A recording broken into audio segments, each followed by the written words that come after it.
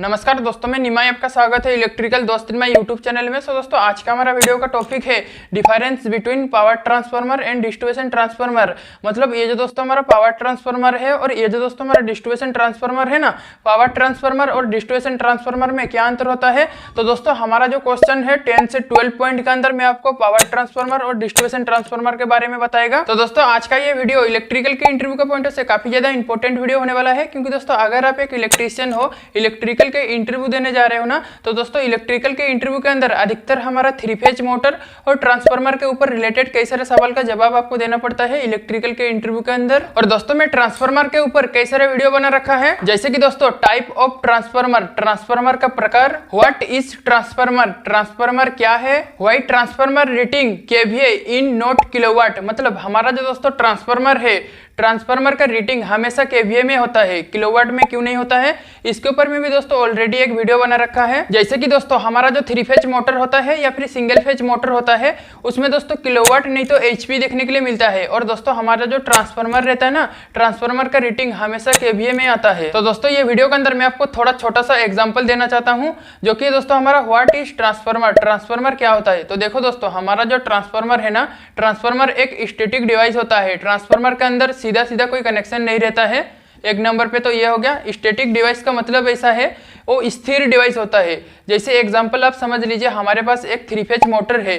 3 phase motor को आरवाईबी तीनों phase का कनेक्शन देने के बाद वो मोटर का अंदर जो दोस्तों रोटर रहता है, और रोटर हमारा घूमने लगता है। पर दोस्तों हमारा जो ट्रांसफार्मर में हम लोग आरवाईबी तीनों फेज को कनेक्ट कराएंगे ना, तो दोस्तों उसमें हम लोग कुछ रोटेशन नहीं होगा। मतलब उसमें 2 तरीके का वाइंडिंग होता है। एक वाइंडिंग होता है हमारा प्राइमरी वाइंडिंग और एक रहता है हमारा सेकेंडरी वाइंडिंग ट्रांसफार्मर के अंदर। और दोस्तों यहाँ पर आप एग्जाम्पल से समझ सकते हो, हमारे सामने एक ट्रांसफार्मर है। ये ट्रांसफार्मर में दोस्तों हम लोग 11 केवी का सप्लाई लेके कनेक्ट किए हैं आरवाईबी तीनों फेज को। और दोस्तों हमारा जो आउटपुट में है आरवाईबी तीनों फेज और न्यूट्रल मिल गया है। और दोस्तों इसके ऊपर में भी ऑलरेडी एक वीडियो बना रखा है, जो हमारा 3 फेज का ट्रांसफार्मर रहता है, उसमें न्यूट्रल पॉइंट किस तरह से आता है। तो चलिए दोस्तों उसका डिस्क्रिप्शन बॉक्स में मैं लिंक दे दूंगा, उधर से जाके वो वीडियो को आप देख सकते हो। अभी दोस्तों हम लोग बात करते हैं, हमारा जो ट्रांसफार्मर है 11 केवी का सप्लाई को हम लोग कनेक्ट किए हैं, और इनपुट में हम लोग तो 11 केवी को सप्लाई का कनेक्ट किए हैं, और आउटपुट में जो दोस्तों हमारा 415 वोल्टेज या फिर 220 वोल्टेज जो मिल रहा है।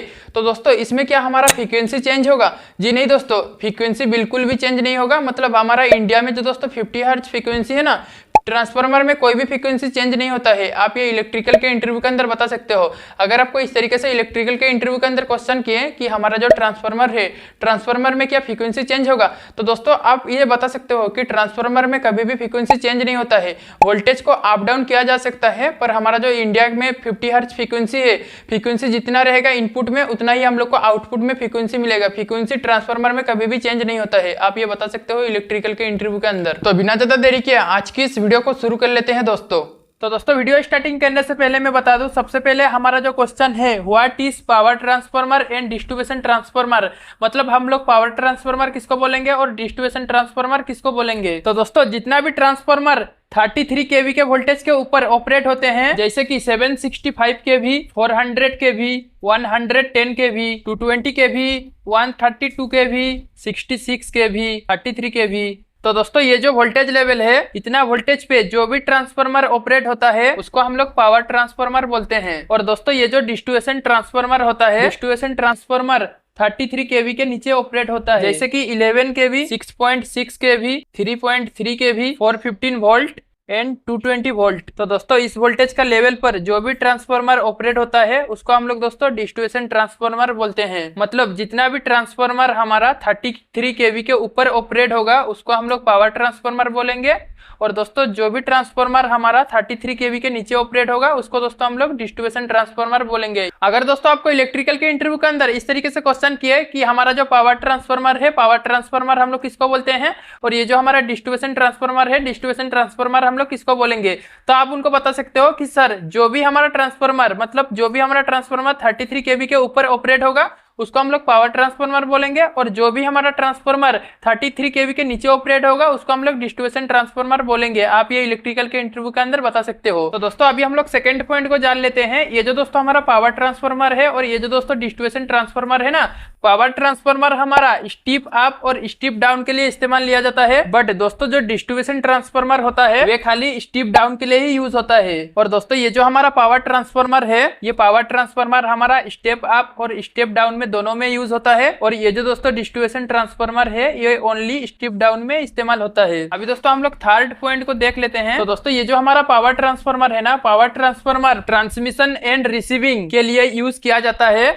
मतलब जो भी दोस्तों हमारा सब स्टेशन है उसके अंदर दोस्तों हम लोग पावर ट्रांसफार्मर का उपयोग करते हैं हमारा सब स्टेशन में। और दोस्तों ये जो हमारा डिस्ट्रीब्यूशन ट्रांसफार्मर है ना, ये ओनली हमारा डिस्ट्रीब्यूशन के लिए ही उपयोग किया जाता है डिस्ट्रीब्यूशन ट्रांसफार्मर। ये distribution transformer mostly and transformer होता है। मतलब हमारा जो दोस्तों सिस्टम है ना, सबसे लास्ट में यही ट्रांसफार्मर कनेक्टेड रहता है, जो कि है दोस्तों ये हमारा डिस्ट्रीब्यूशन ट्रांसफार्मर है, जो कि ये ट्रांसफार्मर कनेक्टेड रहने के बाद और दूसरा कोई ट्रांसफार्मर कनेक्टेड नहीं रहता है सिस्टम पर। मतलब दोस्तों हमारा जो गांव में हम लोग 220 वोल्ट और एंड 440 वोल्ट का जो दोस्तों कनेक्शन लेते हैं ना, वो हमारा जो दोस्तों ट्रांसफार्मर को लगाया जाता है वो हमारा डिस्ट्रीब्यूशन ट्रांसफार्मर को लगाया जाता है 220 वोल्ट एंड 440 वोल्टेज के लिए। अभी दोस्तों हम लोग नेक्स्ट पॉइंट को देख लेते हैं। ये जो हमारा पावर ट्रांसफार्मर है और ये हमारा डिस्ट्रीब्यूशन ट्रांसफार्मर जो है लोड फ्लक्चुएशन। और दोस्तों ये जो हमारा पावर ट्रांसफार्मर होता है ना, पावर ट्रांसफार्मर में डायरेक्टली लोड कनेक्ट उतना नहीं रहता है। पावर ट्रांसफार्मर में लोड फ्लक्चुएशन बहुत ही कम होता है, क्योंकि पावर ट्रांसफार्मर में डायरेक्टली लोड उतना कनेक्ट नहीं रहता। लेकिन दोस्तों ये जो हमारा डिस्ट्रीब्यूशन ट्रांसफार्मर होता है ना, डिस्ट्रीब्यूशन ट्रांसफार्मर के अंदर लोड फ्लक्चुएशन बहुत ही ज्यादा होता है, क्योंकि डिस्ट्रीब्यूशन ट्रांसफार्मर के साथ लोड कनेक्टेड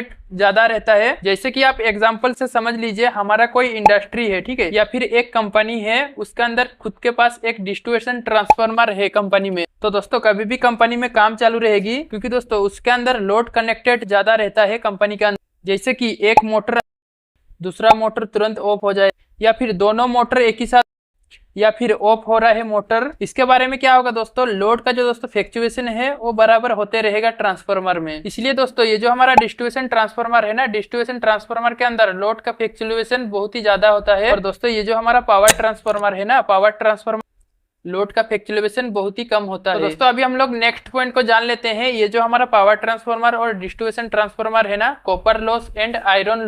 तो दोस्तों ये जो हमारा पावर ट्रांसफार्मर होता है ना, पावर ट्रांसफार्मर के अंदर जो दोस्तों copper loss and iron loss वो हमारा फिक्स होता है। मतलब ये जो हमारा copper loss and iron loss है ना, ये हमारा पावर ट्रांसफार्मर के अंदर सेम ही, बट दोस्तों जो डिस्ट्रीब्यूशन ट्रांसफार्मर उसके अंदर खाली आयरन लॉस फिक्स होता है। और दोस्तों जो कॉपर लॉस है ना, डिस्ट्रीब्यूशन ट्रांसफार्मर में वेरिएबल होता है, कम ज्यादा होता रहता है, क्योंकि कॉपर लॉस डिस्ट्रीब्यूशन ट्रांसफार्मर में कॉपर लॉस लोड के ऊपर डिपेंड करता है। और दोस्तों ये जो हमारा डिस्ट्रीब्यूशन ट्रांसफार्मर है, डिस्ट्रीब्यूशन ट्रांसफार्मर के अंदर लोड बार बार वेरिएबल होता रहता है, मतलब दोस्तों कम ज्यादा होता रहता है।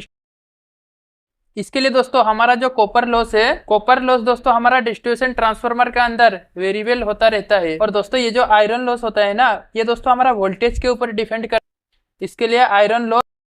दोस्तों अभी हम लोग नेक्स्ट पॉइंट को देख लेते हैं। तो दोस्तों ये जो हमारा पावर ट्रांसफार्मर होता है ना, पावर ट्रांसफार्मर को हमेशा फुल लोड पर ऑपरेट किया जाता है। मतलब ये जो दोस्तों हमारा पावर ट्रांसफार्मर है ना, पावर ट्रांसफार्मर को पावर ट्रांसफार्मर के अंदर 90 to 100% लोड कनेक्टेड रहता है। और दोस्तों ये जो डिस्ट्रीब्यूशन ट्रांसफार्मर है, डिस्ट्रीब्यूशन ट्रांसफार्मर को लो लोड में ऑपरेट किया जाता है। दोस्तों ये जो हमारा डिस्ट्रीब्यूशन ट्रांसफार्मर है ना, डिस्ट्रीब्यूशन ट्रांसफार्मर में 50% to 70% लोड कनेक्ट रहता है डिस्ट्रीब्यूशन।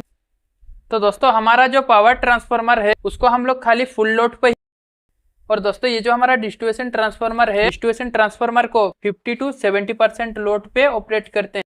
तो दोस्तों अभी हम लोग नेक्स्ट पॉइंट को देख लेते हैं। और दोस्तों ये जो हमारा पावर ट्रांसफार्मर है, पावर ट्रांसफार्मर का जो दोस्तों एफिशिएंसी होता है ना, वो सबसे ज्यादा फुल लोड पे ही मिलती है पावर ट्रांसफार्मर के एफिशिएंसी। क्योंकि दोस्तों ये जो हमारा पावर ट्रांसफार्मर का डिजाइन होता है ना, वो 100% लोड के लिए ही डिजाइनिंग किया जाता है पावर ट्रांसफार्मर को। मतलब पावर ट्रांसफार्मर अगर फुल लोड पर काम, तो वो पावर ट्रांसफार्मर सबसे ज्यादा एफिशिएंसी। डिस्ट्रीब्यूशन ट्रांसफार्मर का एफिशिएंसी कब अच्छा मिलता है, जब ट्रांसफार्मर 50 to 70% लोड के बीच में ऑपरेट हो रहा है। क्योंकि डिस्ट्रीब्यूशन ट्रांसफार्मर बहुत ही कम लोड पर तो उसको 50 के लिए ही डिजाइन किया जाता है। तो दोस्तों अभी हम लोग नेक्स्ट पॉइंट को देख लेते हैं। ये जो हमारा पावर ट्रांसफार्मर है और ये जो हमारा डिस्ट्रीब्यूशन ट्रांसफार्मर है ना, फ्लक्स डेंसिटी। तो दोस्तों ये जो हमारा पावर ट्रांसफार्मर है ना, पावर ट्रांसफार्मर में फ्लक्स डेंसिटी बहुत ही ज्यादा होता है। इसकी वजह से पावर ट्रांसफार्मर के एफिशिएंसी बहुत ज्यादा। और दोस्तों ये जो डिस्ट्रीब्यूशन ट्रांसफार्मर है, डिस्ट्रीब्यूशन ट्रांसफार्मर का जो दोस्तों फ्लक्स डेंसिटी होता है बहुत ही कम होता है डिस्ट्रीब्यूशन ट्रांसफार्मर में। तो दोस्तों अभी हम लोग नेक्स्ट पॉइंट देख लेते हैं, टेप चेंजर। तो दोस्तों ये जो हमारा टेप चेंजर है ना, पावर ट्रांसफार्मर के अंदर टेप चेंजर को हम लोग नहीं यूज करते हैं, बट दोस्तों जो डिस्ट्रीब्यूशन ट्रांसफार्मर रहता है ना, डिस्ट्रीब्यूशन ट्रांसफार्मर में हम लोग टेप चेंजर का उपयोग करते हैं। दोस्तों नेक्स्ट पॉइंट देख लेते हैं। तो दोस्तों हमारा जो पावर ट्रांसफार्मर का साइज होता है ना, वो दोस्तों बहुत बड़ा होता है। तो दोस्तों हमारा जो पावर ट्रांसफार्मर का साइज होता है ना, पावर ट्रांसफार्मर का साइज डिस्ट्रीब्यूशन और दोस्तों जो डिस्ट्रीब्यूशन ट्रांसफार्मर है, डिस्ट्रीब्यूशन ट्रांसफार्मर काफी छोटा होता है पावर ट्रांसफार्मर के मुकाबले। मतलब हमारा जो दोस्तों पावर ट्रांसफार्मर होता है, पावर ट्रांसफार्मर का साइज बहुत ही ज्यादा होता है। और दोस्तों जो डिस्ट्रीब्यूशन ट्रांसफार्मर है, डिस्ट्रीब्यूशन ट्रांसफार्मर का साइज बहुत ही छोटा होता है पावर ट्रांसफार्मर।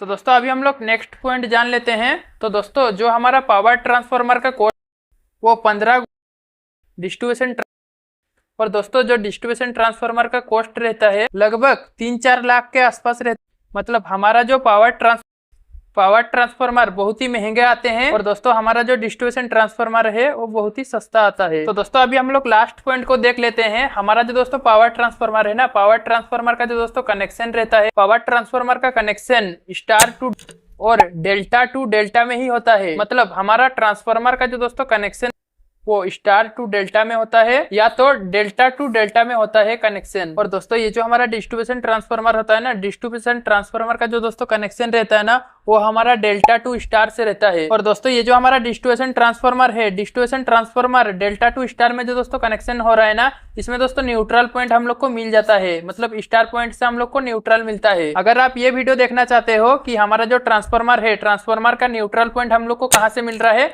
इसके ऊपर मैं ऑलरेडी एक वीडियो बना रखा है, डिस्क्रिप्शन बॉक्स में लिंक दे दूंगा, उधर से जाके वो वीडियो को आप अच्छी ट्रांसफार्मर का न्यूट्रल कहां से मिलता है और न्यूट्रल पॉइंट हम लोग को ट्रांसफार्मर से किस तरह से मिलता है। तो दोस्तों उम्मीद करता हूं कि आज की इस वीडियो का माध्यम से पावर ट्रांसफार्मर और डिस्ट्रीब्यूशन ट्रांसफार्मर के बीच में कई सारी जानकारी मिली हुई होगी आपको। जी हाँ दोस्तों, आज का ये वीडियो कैसा लगा आप लोगों को एक लाइक करके कमेंट बॉक्स पे कमेंट करके जरूर बताइए। अगर आपको इलेक्ट्रिकल से जुड़े हुए कुछ डाउट रह रहा है, कुछ सुझाव रह रहा है, कुछ क्वेश्चन रह रहा है, तो दोस्तों मेरे को नीचे कमेंट बॉक्स पे कमेंट करके पूछिए, उसके ऊपर मैं वीडियो बनाने का कोशिश करेगा। अगर आप इलेक्ट्रिकल का वीडियो को हिंदी में देखना पसंद करते हो तो आज ही हमारा चैनल को सब्सक्राइब कीजिए। आज के लिए इतना ही, धन्यवाद।